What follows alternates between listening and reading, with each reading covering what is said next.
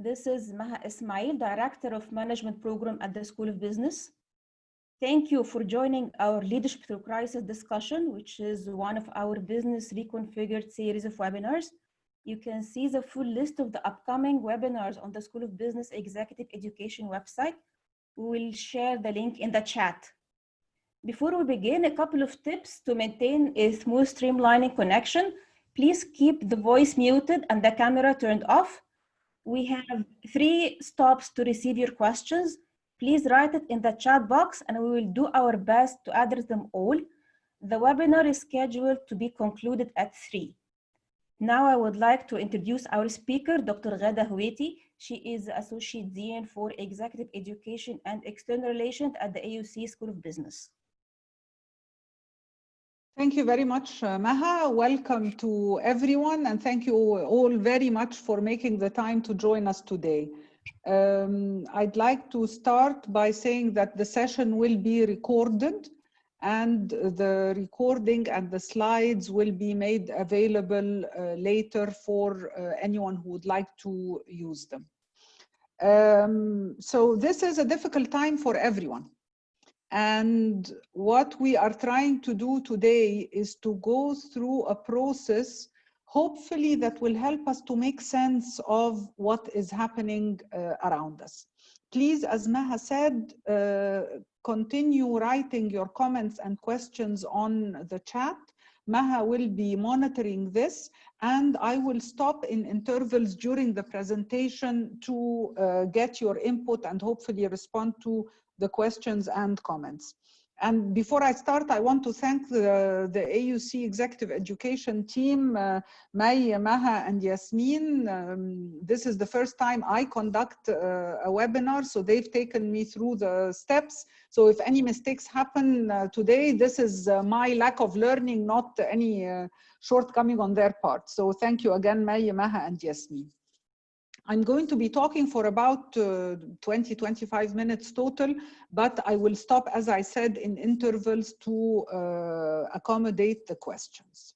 So what are we going to do today? We're going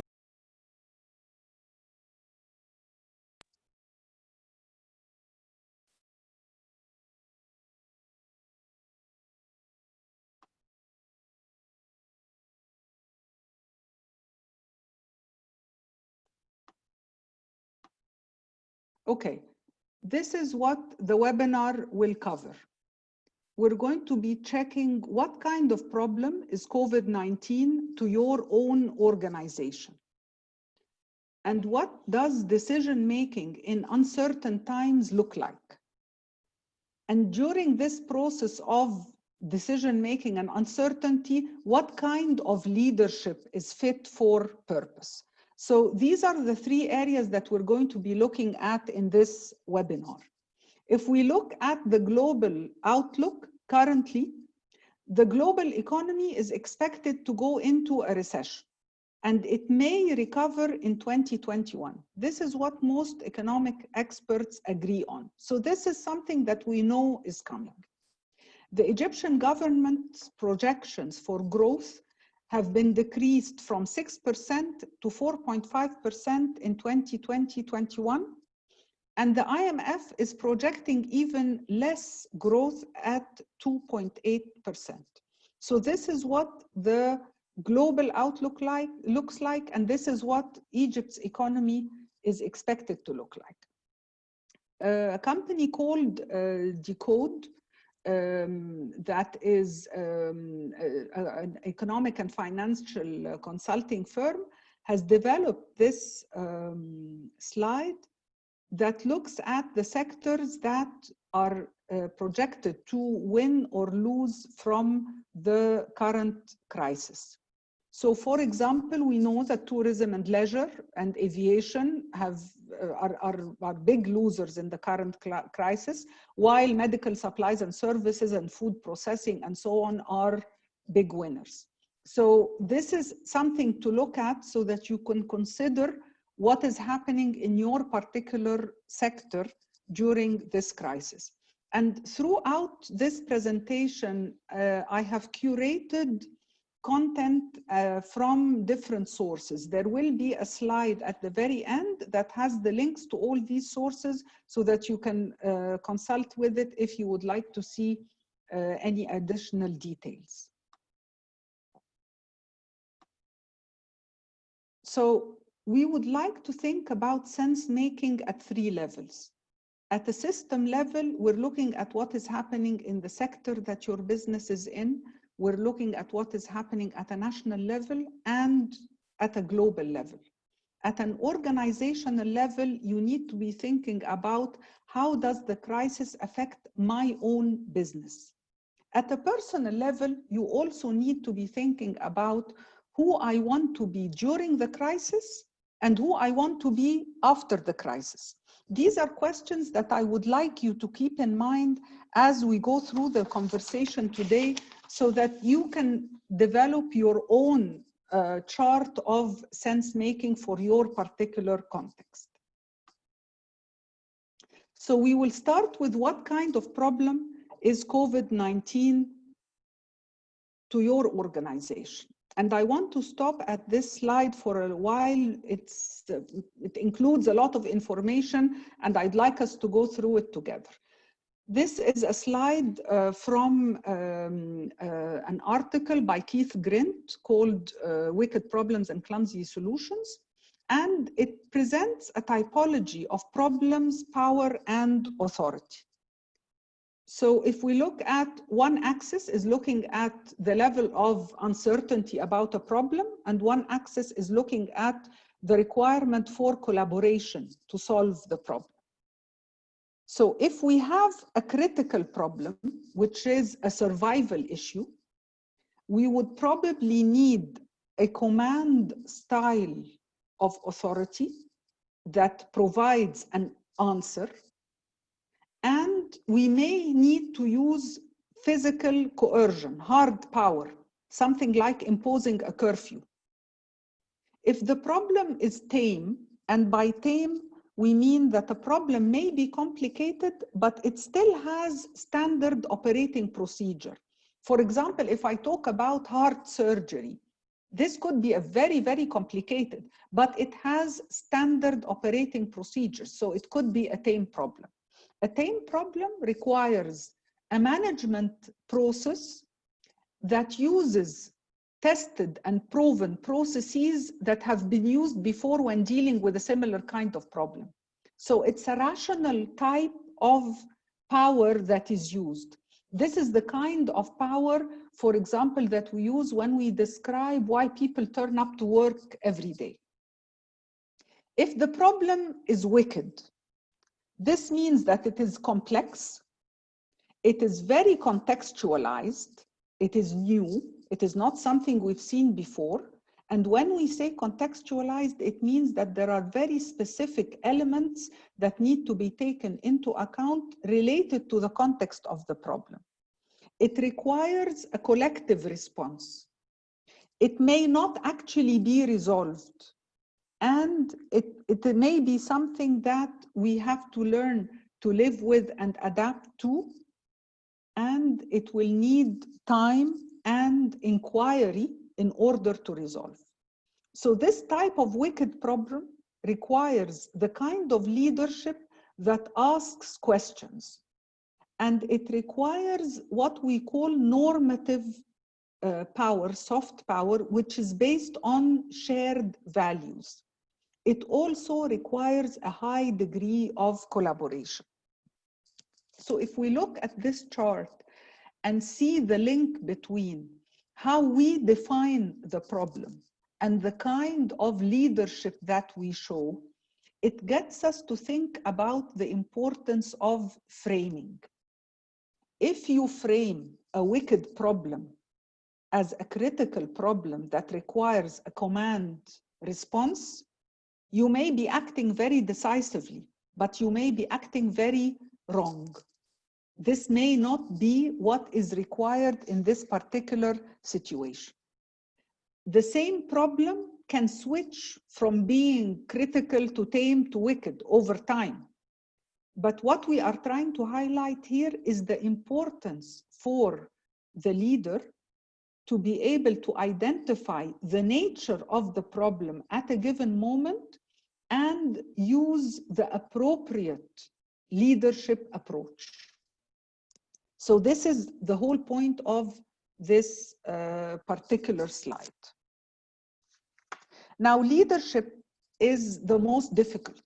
So sometimes we know that it is leadership that is required because the problem is wicked, but we understand that it is difficult for a leader not to have answers. It is difficult for a leader to make the followers face up to their responsibilities and not wait for the leader to provide solutions. It is difficult also because usually the solution is not the best possible solution. It is the only appropriate solution. There is always compromise in wicked problems and in leadership asking questions to try to reach a workable solution. And these kinds of solutions require effort continuously in order to maintain, because they are based on collaboration. So it is far easier to go to a management solution or a command solution. But we have to first think a little bit about how do we identify the problem in order to be able to use the appropriate leadership approach. So reframing is a very, very important skill. And it's not only reframing for ourselves, it is also articulating this reframing to our stakeholders so that they can understand why is this person who, when I go and ask in a different context about a problem, they give me an answer and now they're telling me, let us think about it together. If we don't have this language of this typology, then it is difficult to explain to the people who work with us that the nature of this particular problem is now different. That is why it requires a different kind of solution. And that is why we have to do this together and not expect a perfect solution, but understand that we have to accept imperfection.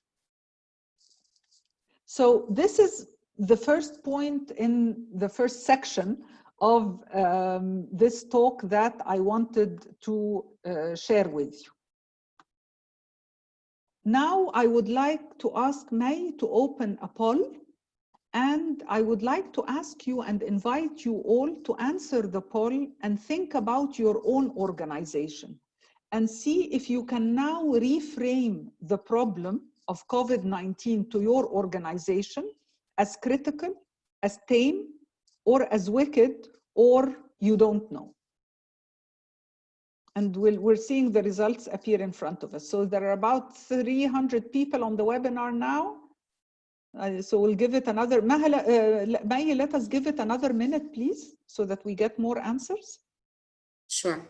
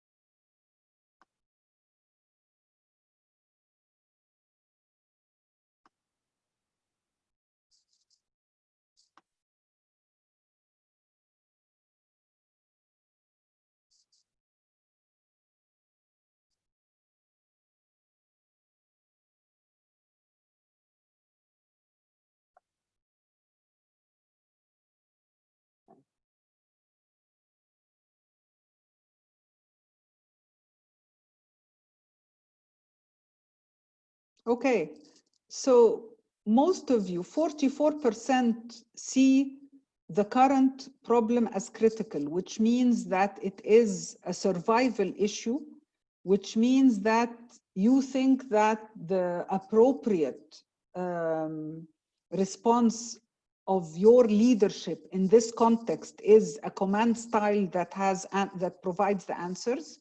22% of you think it is a tame problem, 25% think it is a wicked problem that requires the kind of leadership that we discussed, that is about answering questions and collaboration. What I would like to share from my own experience going through this crisis is that I found that in my operation, part of the operation required a critical command type of response, and other parts required the management and the leadership. So in practice and in reality, what happened was that we actually went through all three, depending on the type of problem that we were addressing. So I'd like to stop now for a few minutes, and Maha, if there are any questions or comments that participants would like to share about this particular issue.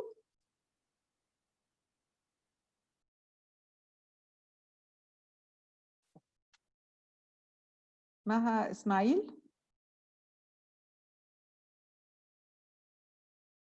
Yes, we have one question now from Mr. Sameh Farouk. He is asking if the leader asks the questions only, who will take the actions? The followers? The leader is asking the questions in order to formulate the response. And the response will require actions from a number of people. And this will be maybe clarified a bit more in the second part of the presentation when we look at decision-making in uncertain times. If the leader acts without consulting with the relevant stakeholders in the context of a wicked problem, they will miss out. And they will not have the buy-in to support their action. And also, a couple of the team attendees are asking for more elaboration on, give me a second, the wicked situation. So if you can elaborate more. Yes, of course. A wicked situation is something like, for example, looking at the healthcare sector and saying that I want to provide healthcare for everyone, but I have a limited budget. This is a situation that does not have an easy solution. It requires compromise. It requires innovation. It requires collaboration when we're thinking about it at a national level. If I'm thinking about my own organization and the wicked part that we're dealing with now is, what are we going to look like after the crisis? This is a question that I, as a leader, am asking my team and asking our stakeholders so that we can start asking the right questions and try to formulate the action that we can proceed to implement. But thinking about what we are going to look like after the disruption that happened to our business model, to our sector, to education in general during the crisis, is something that I, as a leader, cannot provide a management response to because it has not happened before. I cannot provide a command response to because I do not have all the aspects of the problem, and I don't think it's a survival issue that says where I can say this is what we're going to do right now. I hope this clarifies, and we'll come back to questions as we move on. Any other questions, Iman? Yes, we have a couple of more. Ghada, Ms. Iman is asking, how come it is critical and the whole world is facing such pandemic for the first time, at least in our life? So let us differentiate between crisis and the critical problem. The whole world is going through a crisis, and this crisis is affecting our organizations differently. The criticality to certain organizations is related to the survival of these organizations. So if I am an airline company, this is a critical problem for me, and the command answer is to shut down and to see how I can minimize my losses. This is a very, very critical problem. So it is not the same for all kinds of organizations or sectors. I think this is what is meant. So there is an overall crisis, but it affects the organizations differently. More questions, or we move on? Last one, Ghada, regarding if you can give an example of a team situation. The example I mentioned was the heart surgery, for example. But at least in my own organization, if we're looking at managing course registrations. So when we had to move, like all educational institutions, from face-to-face to online, it was a different process, yes, but it was a management and organized process that had standard operating procedures. We were not introducing something that was completely new. So I hope this works as an example. Okay, so we'll move on. And again, there will be time as we go for more questions. So if I now move to what does decision-making in times of uncertainty look like? There is a difference, as we said, between management and leadership. So management is the equivalent of déjà vu. I've seen this before, I have a process for it, I can implement it. Versus leadership, which is the equivalent of vujade. I've never seen this before, and I have to work with my team to find a new kind of solution. This part of the presentation is adapted from a series of content that is on the Harvard Business School portal. So you're welcome to visit it. You will find a lot of interviews with faculty. I attended a few webinars for HBS alumni, and including one by Dutch Leonard. So if you find any videos on the Harvard Business School website, especially by Dutch Leonard, he is a specialist in crisis management. So in times of certainty, a manager, as we said, engages a process to resolve the problem that was used the last time it emerged. In times of uncertainty, the leader reduces the anxiety of his or her followers by facilitating an innovative response to the new problem. What is the nature of the current crisis? For all of us, when we're dealing with a novel crisis at the scale of COVID-19, we all are figuring it out as we go along, innovating on the fly as we work in real time. And we are all under stress and fearful for an indefinite period. We don't know when this will end. So if you feel any of these things, you are not alone. This is what we are all doing, and this is the nature of a response to a crisis. You figure it out with rapid innovation in real time, under stress and fear for an indefinite period.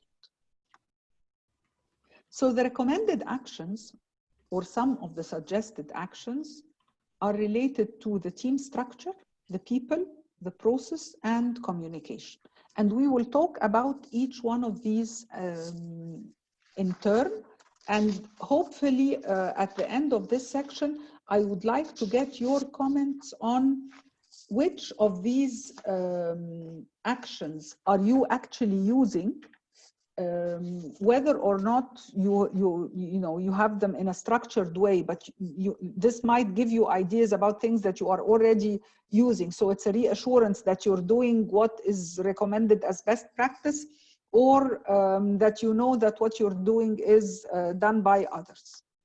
So if we're talking about team structure, this is a recommendation to have two separate teams. A crisis response team that engages in agile problem solving, and we'll talk about agile problem solving later. And this team needs to understand that all solutions are experiments. So this team needs to be allowed to fail and try again. There is no right answer, and we don't know the right answer. We have to accept that we have to deal with imperfection.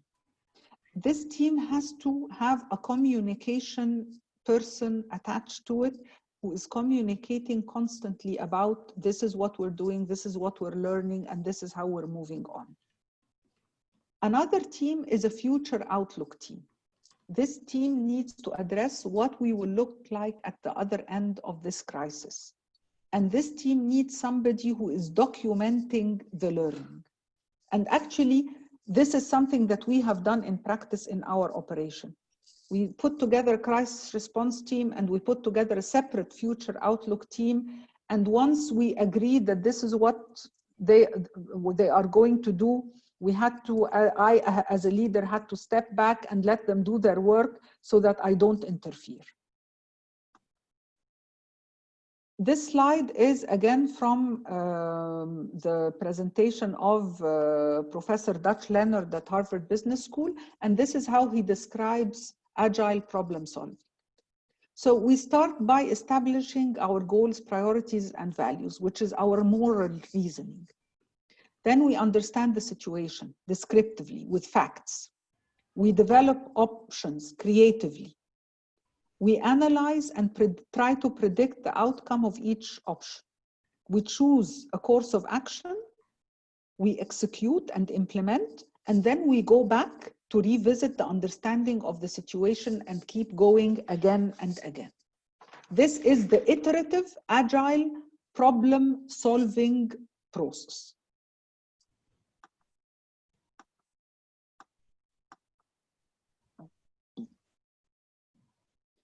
The second action recommended deals with people. So the people that are involved in the two teams that we mentioned need to be people who represent your stakeholders. These people will be able to answer the question of what do we care about? So you would include employers, you would include employees, you would include suppliers, you would include customers. You need a representation of all your stakeholders so that you are able to ask the question of what do we care about? And people who are experts on the current situation, including medical people who are able to understand what is the actual situation. And people who know your business and your organization who then say, given what our values are and what we care about, and given the actual situation, what do we do about it? So those are the kinds of people that you need to include in your teams so that you are able to get a well-rounded view that represents your ecosystem.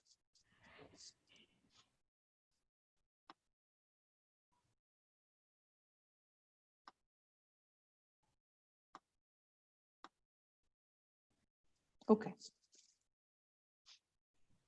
I think I missed the slide. Here we are. So the process that is recommended to try to understand the dealing with or making decisions in uncertain times is related to facilitation, diversity, psychological safety, and inquiry. Facilitation means that the leader facilitates the process, does not necessarily command it, so that everyone gets heard. Diversity is important, and the practicality of diversity is to actually assign a devil's advocate in each team, whether it is your crisis response team or your future outlook team. Assign a person to be the devil's advocate, because you will get better, much better results if you have these conversations internally. Psychological safety, which means that everyone is heard, has been proven to enable faster and better learning. Because since we are solving problems in real time, we need to be really learning fast. Communication is key. The main communication messages to your ecosystem and your stakeholders is that nobody knows the answer, but we are doing our best, we are learning fast, we are resilient, and we will keep at it, and we care. We understand that everyone is under stress. We understand the difficulty of the time that we are going through. So again, communication, communication, communication is key in crisis situations. So I will stop here and ask for questions and comments before we go to the final part of this presentation. And what I would like to hear from you, if you would care to write in the chat, and Maha will give us the responses. What have you used from any of the above recommended actions, and do they make sense to you in your context? So Maha, are there any questions? Yes, we have 3 questions now, Ghada, ready. The first is about leaders may resort to hard decisions. How to maintain the balance between wise decisions and leadership style? Wise decisions. Yes. I would define a wise decision as one that is made collaboratively. I think that acting wisely as a leader means that I have to reframe my perception of the problem, communicate it to my stakeholders, and engage them in reaching a course of action. Ghada, the second question comes from a participant saying, our organization is a government training institution. What style would apply best? I think that the style is not related to the type of the organization, it is related to the problem at hand. So, and this will be clarified later in the third part of the presentation, when we look at leadership that is fit for purpose. So if I am managing a government training entity, the problems that I face every day are different. And as a skilled and wise leader, I should be able to identify what type of problem I am facing and the kind of leadership that it requires. I think we mentioned in the beginning, and this is something important to remember, that the nature of the problem could change from being critical to tame to wicked. So the leader needs to be adaptive and able to identify the type of leadership that is required for the particular context and situation, and go from command to management to leadership. So I'm not in favor of identifying someone always as a leader. Sometimes I need to be a manager and sometimes I need to be a commander. So it is related to the context and the problem and its nature rather than the organization or the characteristics of the person. I have a third question, Ghada. It's asking, the pandemic is affecting organizations differently. Internal impacts are unpredictable. Can we have a model for such impacts? You can't have a model that fits all organizations. So I think what I'm trying to do here is to show you a framework that you can use to adapt to your own organization. So it depends on the businesses that you're in. If you remember, and I can go back to it, this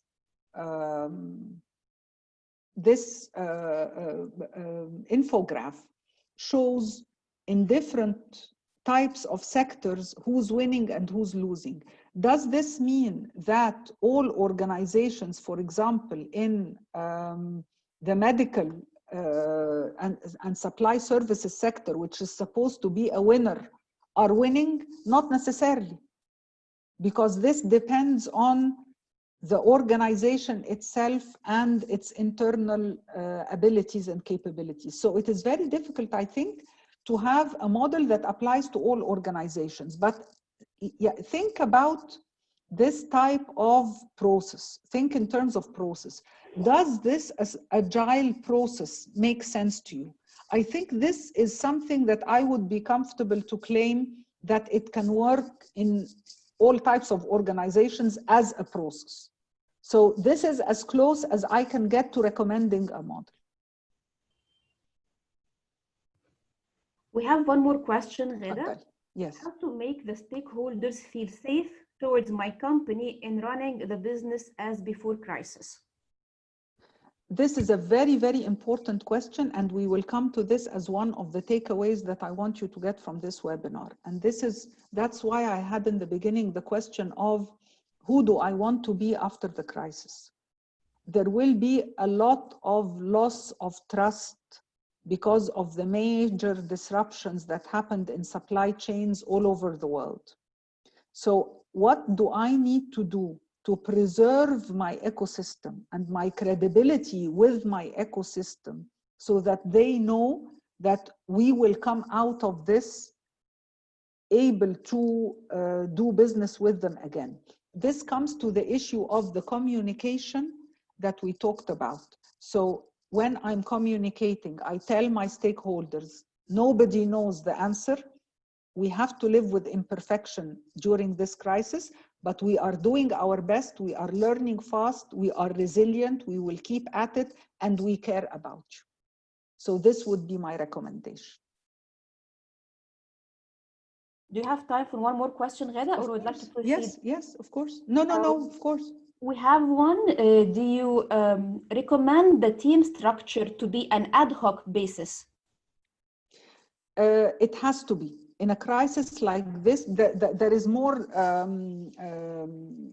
when faculty from Harvard Business School were presenting this model, they talked about teaming on the fly, that when you are in a crisis and you're trying to put together the two teams that we talked about, the crisis response team and the future outlook team, by definition, these will be ad hoc teams.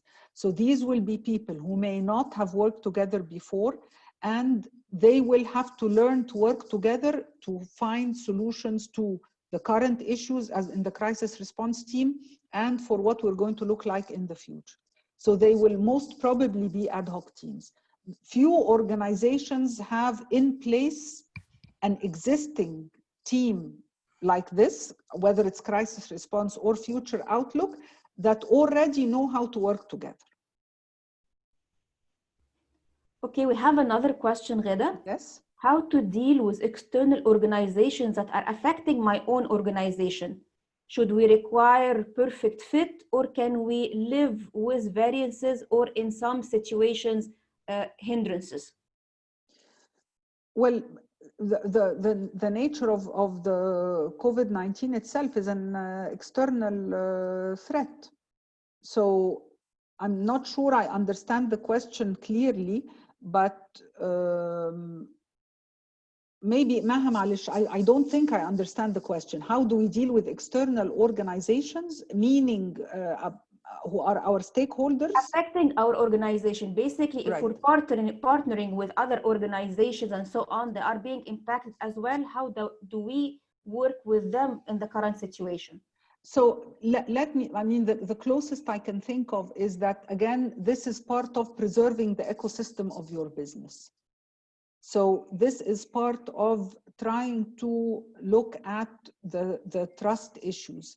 And one of the areas to think about, and I'm not going into this in detail, is for my organization, when we were trying, again, I'll go to the agile problem solving.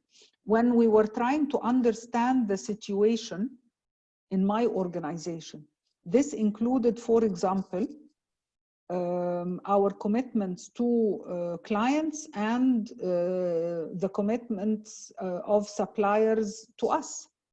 So you need to look at your cash situation. You might find somebody who is a very important client, but due to the current crisis cannot pay you. And this will create a problem for you. So this is the kind of external organization that is important for you, and you have to negotiate forward and backward. So if you're going to be offering favorable terms to your clients in order to keep them, you will try to negotiate for yourself favorable clients with others, favorable terms with for yourself with others, so that you are able to balance the whole situation. And I think in times of crisis, this is actually something that is widely acceptable. Shall we move on, Yamaha? Sure, go ahead, Ghada. Okay, thank you. So the last section that I want to talk about is what type of leadership is fit for purpose. So no one is always a leader or always a follower. We are all leaders in certain contexts and followers in other contexts. And let us remember that a leader is not expected to be a leader all the time. It's a very, very good quality to know when I, as a person, have to be a good follower as well. And it's a good show of humility. If we're talking about values-based leadership in crisis, it means that we have to, at all times, remember our values and make sure that our actions in times of crisis are aligned with our values. Preserving the ecosystem of your business is key. So the values that you decide on will determine who you are throughout the crisis and who you are after the crisis. If I decide that my survival is the priority, I may survive the crisis, but I may end up with dissatisfied staff who do not want to, or who are not motivated to work with me after the crisis. I may end up with dissatisfied suppliers or clients. So it is important to try to preserve the whole ecosystem of your business so that they are there for you when the crisis ends. So as we said, that confidence will be lacking due to the disruption in supply chain throughout the crisis. So gaining the trust of your ecosystem so that they are there for you when you are back is very important. As a leader, you articulate meaning. You express what is going on, what is emerging, and how this can become organizational action. It doesn't mean that you reached what action is to be done by yourself. You could have done this through a collaborative process, but you are responsible for the articulation and the expression. This slide is borrowed from a book by Donna Latkin, who's an expert in leadership, and she came up with what she calls the leadership moment. That nobody is a leader at all times. There is a moment in time that requires our leadership. And this includes the leader, the followers, in a particular context towards a particular purpose. So the leadership moment, in order to understand it, we look at a leader who relates to followers, who interact dynamically in a context towards a purpose. A leader is responsible for the collective mobilization towards a purpose. So in this crisis, I invite you to think about what is your leadership for? What is the purpose of your leadership in this crisis, in your context, in your organization? And these would be the final takeaways that I'd like you to think about. We have to be honest about the gravity of the situation that we are in. Many organizations are losing revenue, losing people, losing resources. But we also, as leaders, have to give hope with empathy. We have to understand what people are going through. We have to tell them that we care. We have to accept that we're experimenting and are able to correct course as we go along. It is critical that we get the right people around us. Manage an iterative process. We're not going to get it right from the first time. We're going to experiment and we can fail and we have to start again. Communicate, communicate, communicate. And the final message is to give ourselves permission. This is a stressful time for all of us. We are all not performing at our best. It is new for all of us. We're working from home. We have our families. We have our responsibilities. We're worried about our parents. We're all in the same boat. So give yourself permission, and this will show and will come out as empathy to everyone around you. So I will go back to the question of, in this crisis, what is your leadership for? And ask you to please write your comments in the chat, and we will have the final round of questions and answers.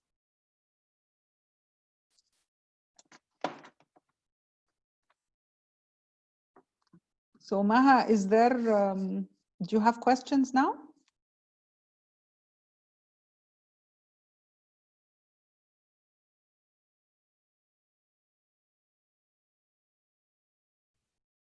My apologies, I was muted. We have a couple of questions ready. What are the key leadership skills needed to raise employee performance during crisis when others are losing their jobs?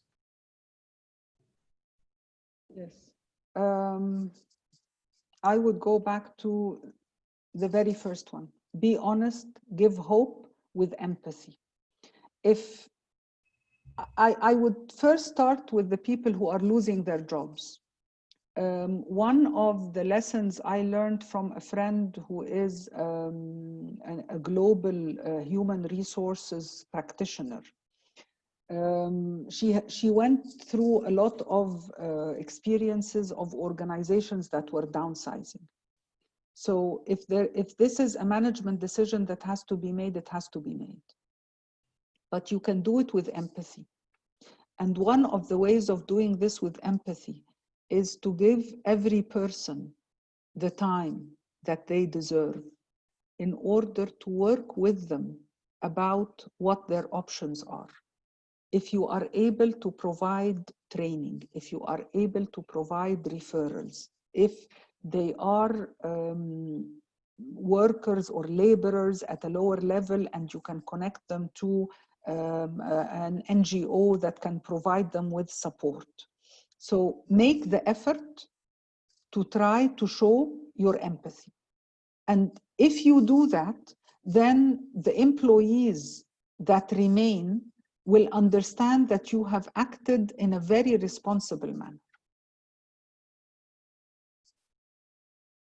Okay, we have another question, Ghada. Yes. How can we capture the near future opportunities to start working on them and be able to address them early on with all of this uncertainty around us when there are no identified trends yet? It depends, actually. I would disagree with this statement in some areas of business. That is why you need the separate group that looks at the future. So the team, your team that is looking at managing the crisis now needs to focus on the crisis. Nose down, focusing on the crisis, getting us surviving day in, day out. But there has to be another team that is able to look at resources where there are studies globally that are coming out in different sectors that look at the trends in different industries. So the future team that is looking at what we're going to look like after this has ended needs to be working on this separately. Another question, how will I reinvent myself and my team and the business to meet the challenges of tomorrow? You will continue in iterative problem solving. You will be able to think in an agile problem solving manner to identify your values, read the situation, identify your options, choose an option, implement it, and go back and learn, and continue being a learning organization. Another question, in order to learn, we have to do it several times, but in crisis management, we do not have this plenty of time. What is your opinion? There is no other option. Yes, in crisis management, we don't have time, but we also don't have a playbook to read from in order to look at the options for action. So if we don't try and learn and go back and try again, there is no other option. There is no other way of acting. Another question, since we will have to experiment, how about the role of modeling and simulation to enhance the forecast and minimize the damage?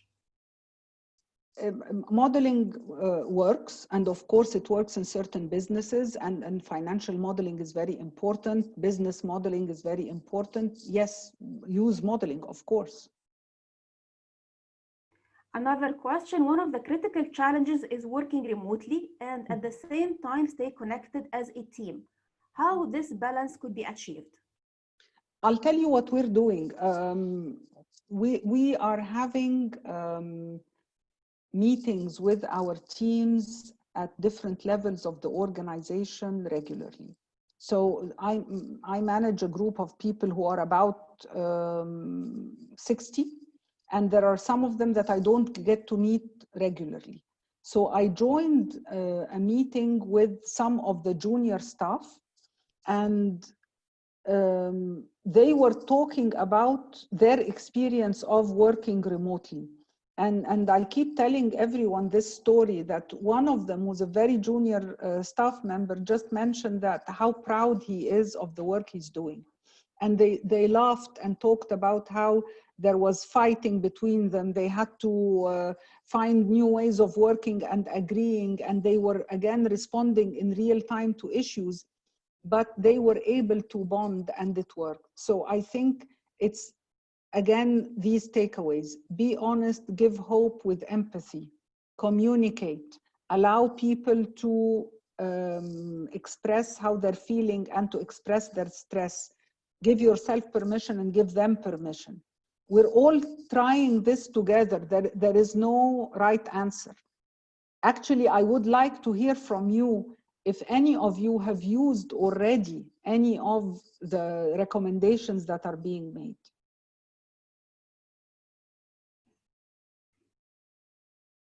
Any more comments, Yamaha? Yes, we have comments and questions, Ghada. One of the comments, my key leadership objective is coming out of this crisis with my team stronger and agile, as well as my clients intact. Good luck. That is our hope for all of us. My leadership goal is keeping my staff safe, as we are working at a hospital dealing with people every day, and my team is panicking. Absolutely. I mean, our prayers and hearts with you, being in a hospital in this critical time. This is, there is no more important job today. We have a comment and a question. My leadership is preparing for the post-crisis business environment. Therefore, what are your expectations for the post-pandemic business environments, opportunities, threats, etc.? We're going to see a recession. That's what the economists are telling us. I'm not an economist, but what I'm reading in different reports is that we are going to be going through a recession. We have a question regarding how to manage anger and frustration from the leaders themselves when they are dealing with workers who are not performing as well as they should be. Give people permission and give yourself permission. People under stress are not going to perform as they should be. This is, we are all under different kinds of stress. So this has to be understandable. And I think it's a personal responsibility of each one of us to make ourselves better in this time of crisis. So we have to look at what are the wellness, the personal wellness techniques that work for us, whether it is taking a short walk, whether it is meditation, it is exercise, it is whatever it is that works for you. It's a phone call with a friend, whatever you have a responsibility to find out what works for you to make you better so that you are able to be there for others. We have a question. When can I take the decision to go back to work for a pharmaceutical company that requires face-to-face meetings? I'm not qualified to answer that question, but I think that there should be guidelines related to each industry. And my understanding is that this is available, that whether it is distances, whether it is the protective gear that people wear, this is something that I'm definitely not qualified to answer. We have a question about how to handle demotivated subordinates while working from home. I think this is something that needs a bit of work. And if we are able to try to make them understand that we understand the stress that they are going through, and maybe tell them that it is okay to not perform in the same way. This is something we have to expect of ourselves and of others. It is a very scary time for people. And as leaders, we should be there with reassurance. Yes, we have a comment, Ghada. Communicating people with honesty and empathy, try to set out the needed actions together, then engage followers in applying these actions. Absolutely, yes. This was a comment, not a question. Yes, I understand yes, that. Yes, absolutely, yes. So let me stop for a minute and just share with you the resources that are on the screen. So Business Forward is a knowledge portal of the School of Business at AUC, and you can subscribe and get a bi-weekly digest. And it has articles by AUC faculty and writers and opinion leaders and experts. But recently we had a series, for example, from our faculty in marketing, in supply chain, and in other areas, talking about the effect of the pandemic on their functional areas. Decode Economic and Financial Consulting have on their website free infographics like the one I shared. Keith Grint, this is his article on wicked problems and clumsy solutions. You can go into a lot more detail about the typology. Donna Latkin's book, Rethinking Leadership, this is the one about the leadership moments. It's a very easy read. And there are a lot of free resources on Harvard Business School website as well. So I just wanted to share the resources before we close. And I think we have time for one more question. Of course, with pleasure. The question I have now is asking about what about if a leader is joining recently a new organization? How should he start?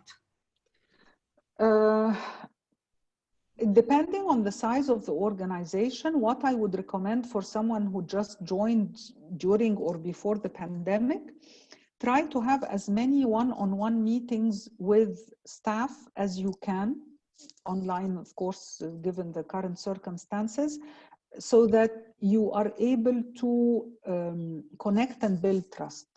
That would be my recommendation. Thank you, Ghada, so much for your time today. Thank you all. Everyone for joining us. We see that many of you are asking about the recording of the webinar. You will receive a link with the recording for the webinar for your reference. Thank you again, and we would like to see you in all our future webinars. Enjoy your evening.